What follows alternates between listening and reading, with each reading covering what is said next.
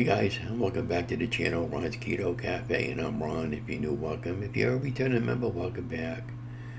So today on Ron's Keto Cafe, I found an old video, and I wasn't really happy with the way I originally had posted it with the background music and my voiceover, because I was talking live over the video and you couldn't hardly hear my voice, and that was a lot of complaints I was getting on some of the earlier videos that I had done. So as we transition back over to weight loss again, we're going to make a low-carb shepherd's pie using turnip as a substitute for the potato. So if you just follow me along in this particular video, you guys should be fine. And I would encourage you, just don't give up, because I'm never giving up. I'm giving in many times, but I'm never giving up. So without further ado, let's just go right into the video without all the jibber jabber. And here we go. So this is a turnip I bought, and because it does help if you got a sharp knife. This is an older knife that I was using, and I was doing the best I could to cut it all up and to take it all off the unwanted peel. Turnip rutabaga used to be one of my mom's favorite go-to vegetables on pot roast and stuff like that. And yeah, so and then what I ended up realizing that now you could buy all this stuff already pre-chopped at your local grocery stores. So that's how I evolved. And this is, you can see over here, I was having a hard time trying to cut this. That was an older knife set that I had, and I had evolved to a nice new stainless steel cutting set with a butcher block. So and it's just, you can see over here, I'm trying to, oh my God, I was really struggling to get this turnip done. And then I didn't know how I wanted to cook up the turnip, whether or not I wanted to just boil it up or, you know, cook it up. So we ended up putting it up in the Instant Pot. So once I had it all chopped up and everything, I put about a cup of water in, but some pink Himalayan salt, and you'll see me up in the video here coming up shortly. I'm going to do the best I can to talk over the video. I'm in the back room, and every now and then you might hear the central air conditioner coming on because it is cold out. It is winter time. This is a great meal, by the way. You don't need to feel guilty about eating this meal. Is the cup of water in, and then I'm showing you over here in the next segment there. You can see the got a little about a handful of salt there in the palm of my hand, and I just dumped it right in over the top. And it's right over here. That's the pink Himalayan salt that I use. I now use the Redmond's real salt. Either one works. And then I close the lid. Make sure your vent is sealed and you got a proper seal. And you close your vent down, in the seal right here. That's to make sure that's on closed and not vent. And just showing you the difference. And then I zapped it on for around 30 minutes. And you can see me just setting the Instant Pot. Now, I can remember nightmares that my grandmother used to use a regular pressure cooker, and the little thing on the top, and that used to whistle. She used to put it under cold water, but if you didn't wait for that, you can really have some bad accidents. Like I remember one time when the lid hit the ceiling. But yeah, and there's a mess all over the kitchen area. But these are safety pots, and you can't do that. So what I got going on in the pan here, I got a little bit of olive oil that I put in with the pound and a half of 2080 ground chuck, and then I fried it all up, and then I added a can of mixed vegetables, and there's the avocado oil that I use.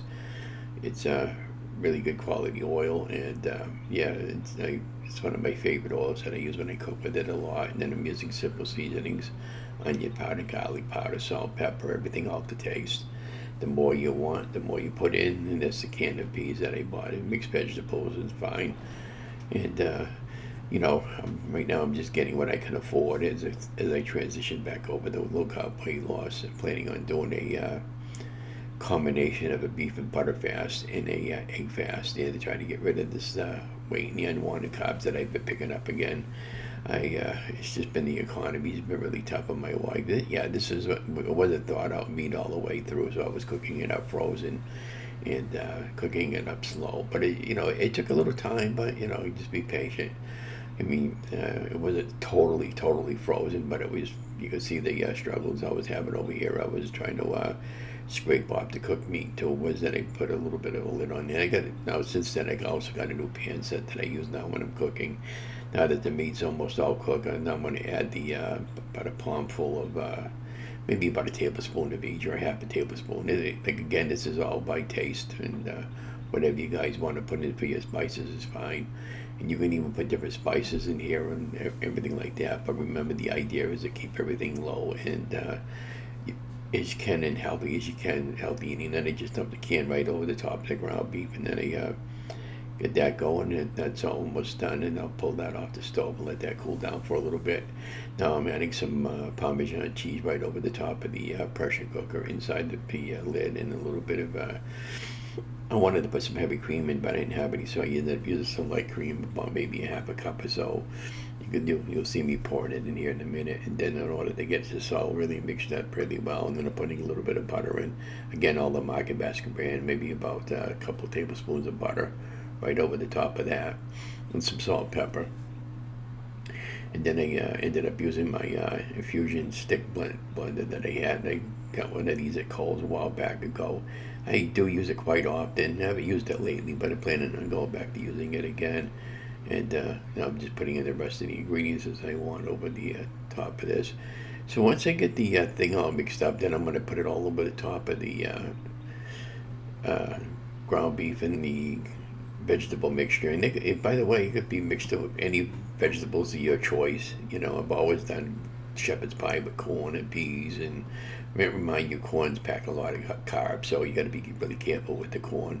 And that doesn't mean it's a light cream because it's all I had on hand. I thought I had some milk in the refrigerator, but normally I'd be using either milk or heavy cream.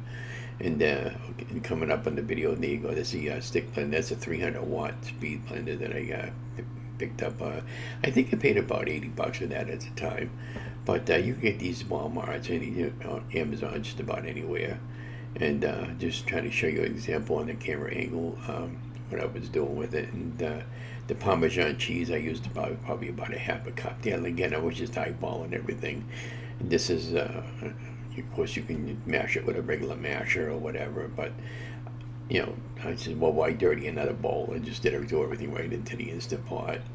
And this is a 6-quart, by the way, Instant Pot. I did have a bigger one a while back ago. I ended up giving it to the parish church because it wasn't a good fit for me, so I just donated. And I only used it once and I didn't care for it. But yeah, so these work really well to mash your potatoes, get nice and creamy to the desired texture. If you want a little more creamier, add a little more cream to it or milk. And yeah, so that's all done. So I'm going to take that out and put that into the sink and clean that up. And there's the casserole dish where I got the mixed vegetables, the carrots and the peas, and the ground beef hamburger. And I was just talking over the original video when I was putting this all together. And I think it's a lot more better now that I'm doing this without the background noise, and I'm just kind of like getting right into the video.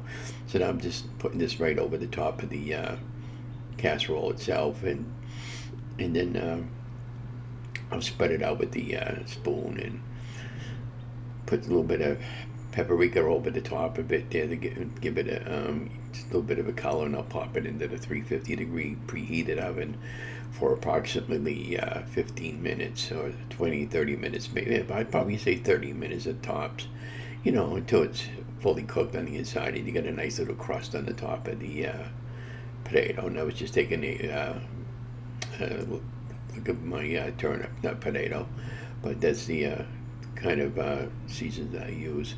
Most of the time I get the McCormick brand because I absolutely love that company. They make a lot of great seasonings, and I am planning on sending out for a spice rack that already has the spices already pre-into it, so I can get rid of my older spices and start fresh with all that stuff. It's a good idea to clean out your pantry every now and then. So we're just about ready to pop that into the oven. So it goes into a 350-degree oven for approximately 30 minutes. Just use your own judgment on it. This is my oven, and I was just and again I was just trying to get better on filming by myself. It's really, really hard to film when you're by yourself and you don't get any help, and your wife or significant other doesn't have any interest in it. So now I'm just talking over the video. And the what it looked like when it came out of the oven, and I'm waiting for it to cool down before I actually take a little bit of it, and then I'm out of it. Now I'm in a back room talking over the original video on the for my voice. And there you have our final product. And this came out really, really good, by the way. I'm not sure on the macros. It's pretty much easy to figure out. That all depends on your macro size. But I hope you enjoyed the video. I hope this encourages you to continue to lose weight. I am planning on doing a few things this week to change it up a little bit. As long as I can get the eggs and I can afford the eggs, I'm doing an egg fast and a combination of a beef and butter fast for a couple of weeks to get this weight under control and to get rid of the carbs that I've been picking up. It's really, really hard, when you can't afford anything and you got to just get what you can afford and budget your own go off plan. But I would encourage you just not to give up, because I'm not going to give up. But anyways, I love you guys. I hope to see you in the next video. And I'll be posting a video later on this weekend for week 7 update. I just haven't had a chance to do it. But anyways, have a great week, guys. And don't forget to like, share, and subscribe. You know the drill.